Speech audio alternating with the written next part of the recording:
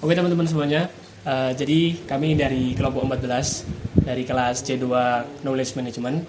Jadi kami di sini akan mewawancara salah satu owner dari UMKM yang menurut kami salah satu kafe yang cukup menarik untuk dibahas di wilayah Jember, khususnya di wilayah sekitar kampus.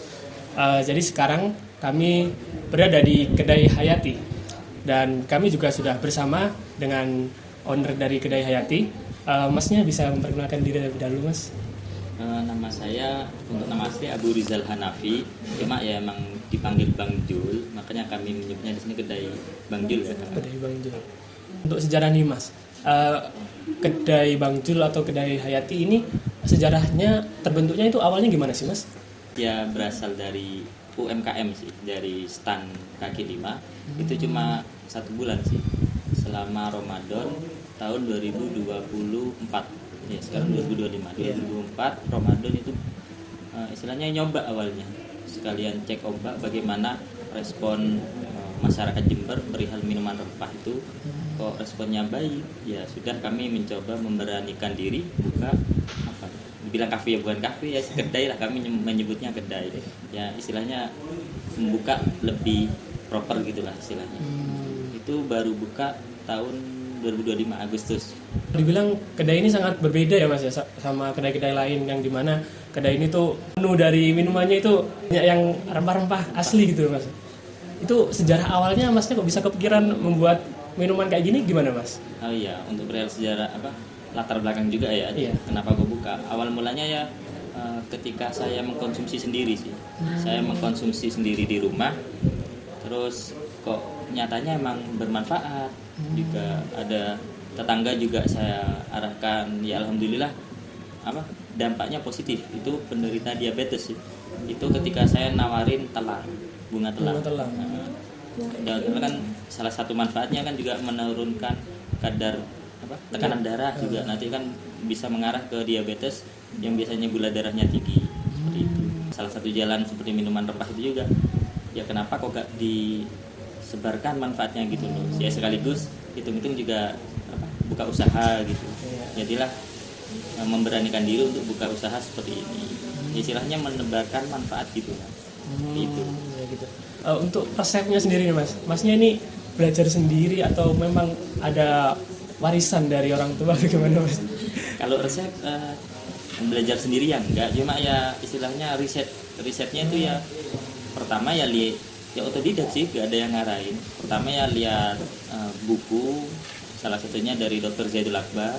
Terus ada juga minuman rempah itu ada di Bandung, namanya Minuman Rempah Indonesia. Itu salah satu motivasi saya pengen buka juga. Ada itu Minuman Rempah Indonesia di Bandung itu.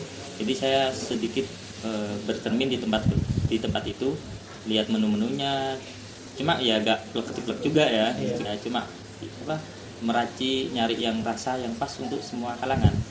Soalnya targetnya bukan cuma orang tua aja. Susah kan kalau cuma orang tua. Jadi kami nyoba meracik yang rasanya itu pas di semua kalangan.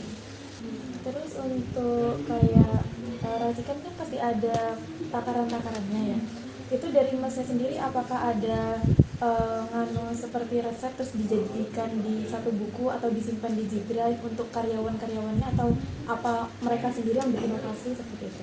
Oh, kalau resep itu awal mula ya kami lihat dari buku sih, dari buku. Terus dirasa istilahnya kalau minuman herbal sendiri ya, itu ada yang istilahnya ketika buat sendiri itu acuannya bisa pakai jempol pribadi, ukuran pon-pon atau jari kelingking pribadi. Itu kalau untuk pribadi.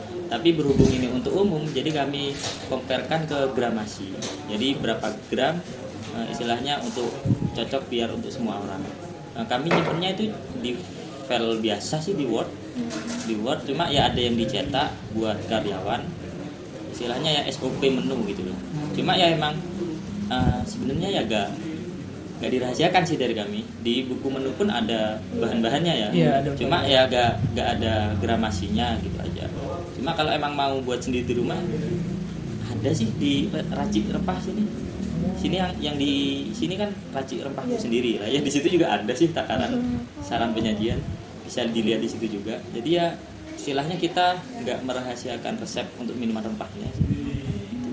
Ya kalau bermanfaat bagi orang kenapa harus disimpan sendiri gitu aja sih.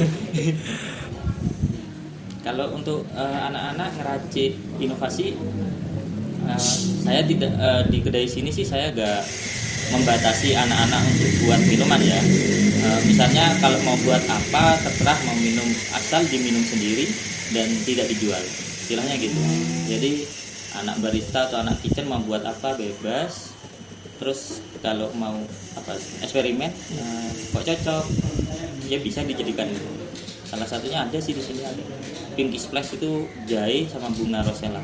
Oh, itu dari anak-anak inovasi sendiri, cocok. Khasiatnya ya masih nyambung, nggak ada yang bertentangan. Oke lah dijadikan menu akhirnya seperti itu.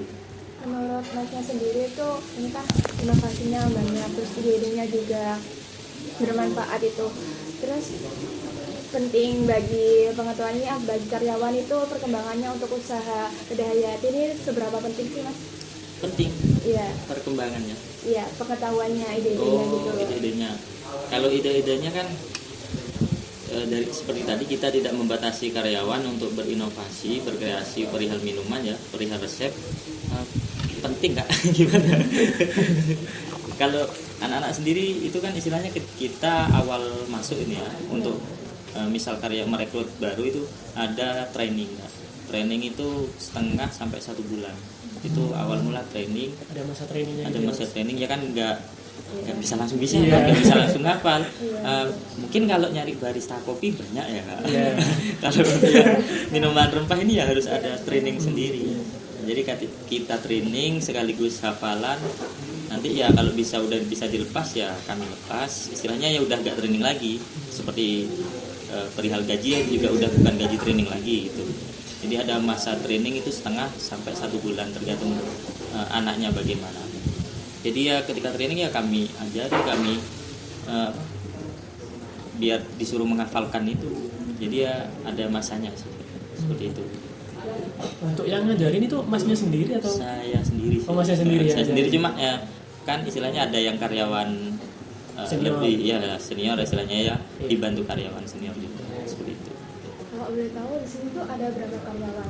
Terus pembagiannya tuh gimana, ada berapa? Di divisi itu ada berapa? Untuk saat ini karyawan cuma 4 sih. Cuma 4. Cuma 4, 5 sama saya.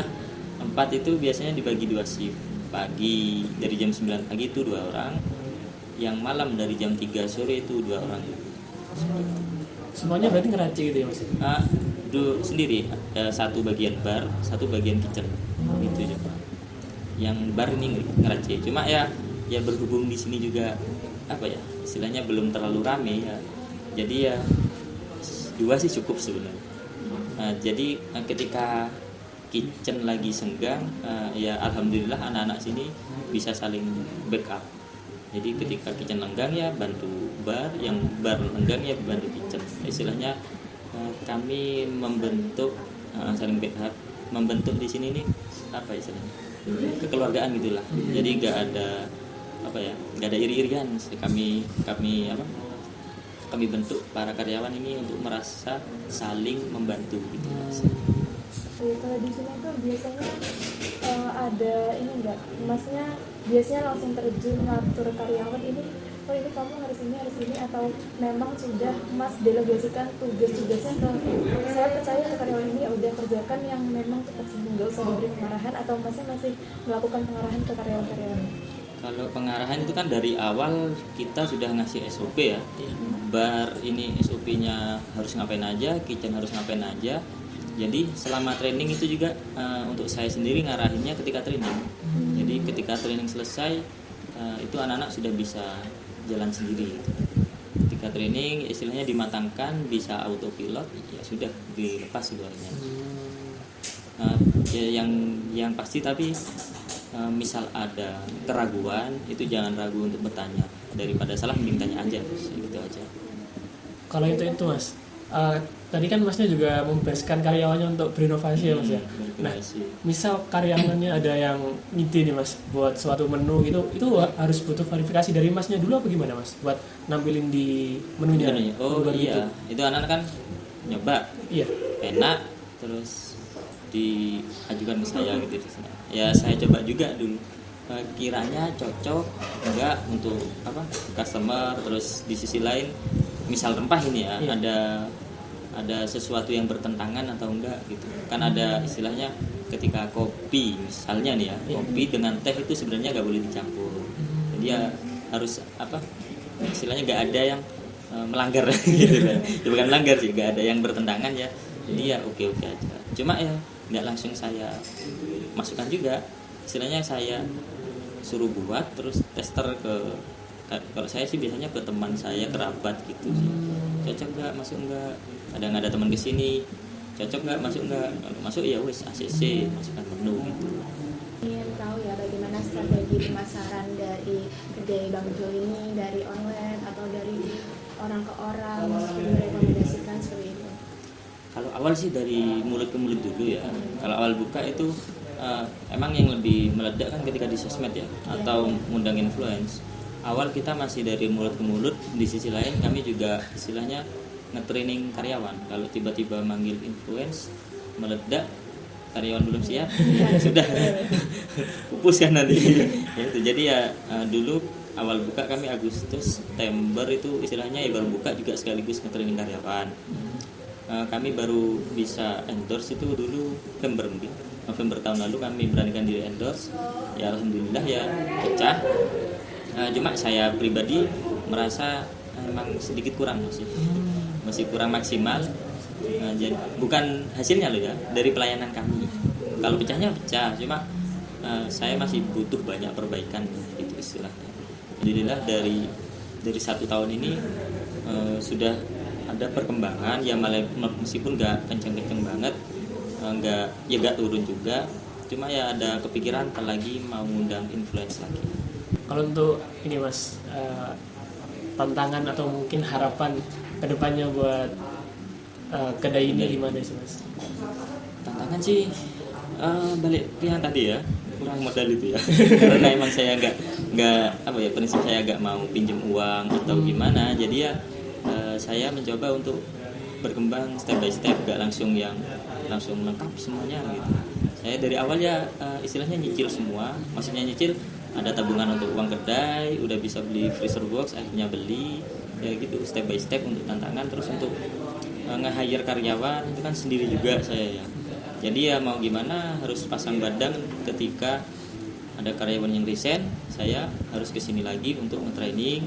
Terus juga ketika ada karyawan libur, saya juga harus kesini untuk ganti shiftnya. Seperti itu. Mungkin itu tantangannya sih, ketika nggak ada yang mengisi posisi. Biasanya kan ada yang lengkap ya, ada entah itu HRD atau manajer, kepala kedai, kepala kafe. Itu ya untuk saat ini saya sendiri saja untuk merangkap semuanya. Nah, istilahnya bukan yang sistem yang gede gitu ya. Jadi ya step by step lah. Saya juga di sini lagi membangun sistem sekiranya menuju harapan bisa membuka kedai Hayati yang lain. Ya, ada sih tawaran menawarkan tempat, cuma ya kalau tempat saja saya masih belum bisa seperti itu. Karena ya harus modal lagi kan istilahnya gitu. Ada tawaran, emang ada 2 untuk tempat. Ada yang suruh nerusin kafenya, ada yang nawarin rumah mau disuruh pakai. Ya mohon maaf sih belum ada suntikan dana, jadi belum bisa. Toh di sini juga masih bangun sistem kan. Kemudian mau tanya terkait produknya itu. Produknya itu apa hanya bisa dinikmatin dan di kafe aja atau ada yang instan? Oh ya, untuk produk kan meskipun ya ini kan kedai juga harus sering berinovasi ya. Kalau yang stuck gitu-gitu aja ya pasti bakal tinggal. Jadi ya kami sudah memulai inovasi yang instan istilahnya. Itu jadi kami rempah itu kami keringkan, jadi bisa siap seduh di rumah. Oh, enggak di rumah ya, dimanapun ya terserah. Jadi kami ya ini di sini yang racik rempah di sini kan ada tersedia di sini yang versi kering. Jadi sudah kami packing pakai plastik klip, dan juga ada juga gula singkongnya ya. Di sini pakai gula singkong, gula buah. Untuk minuman rempahnya di sini pakai gula buah, gula jagung, gula singkong. Jadi gula rendah kalori gitu. Jadi sudah kami packaging, jadi siap seduh dimanapun seperti itu. Kalau dari bahannya Mas kan Masnya kayaknya rempah-rempahnya udah banyak banget ya mas ya. Nah, Kayak tadi pakai gula singkong. Nah itu ada kesulitan nggak sih mas buat nyari-nyari bahan kayak gini mas? kalau untuk gula buah sendiri, gula singkong itu kan sebenarnya ada di toko-toko sini, cuma untuk nyari rasa yang pas itu beda. Soalnya kadang sama-sama gula buah, gula singkong, cuma kadar manisnya itu berbeda. Oh beda gitu ya. Ada yang sampai 1:1 dengan gula pasir. 1:1 sih. 1:50. Jadi ketika gula singkongnya 1 sendok itu sama dengan manisnya gula pasir 2 sendok. Seperti itu. Jadi kami cocoknya cuma di order daerah Bekasi, pokok Jawa Barat. Jadi kesulitannya ketika habis itu yang susah juga. Jadi ya mau gak mau harus order dahulu. Kadang orderannya juga lama datangnya. Ini kan karena dari jauh ya. Iya. Kan nggak tahu juga, kadang tiba-tiba habis. Soalnya kami juga menjual gula singkongnya itu ditaruh botol, istilahnya repack lah. Jadi kadang ketika tiba-tiba banyak yang order gula singkong berupa botolan, ya itu yang tiba-tiba habis sampai itu untuk kesulitan. Kalau rempahnya ya kadang online, kadang di pasar. Untuk empon-emponnya di pasar semua sih.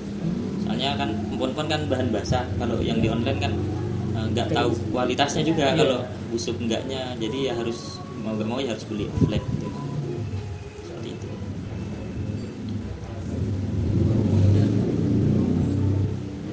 Terakhir nih mas, untuk harapan kedepannya buat kedai Hayati ini gimana mas? Mungkin biar bisa bersaing sama Iya. yang lainnya gitu. Iya jelas harapannya kayak tadi ya, ingin buka baru ya, buka kedai Hayati yang lain ya, meskipun gak di bawah apa istilahnya, gak di bawah manajemen saya.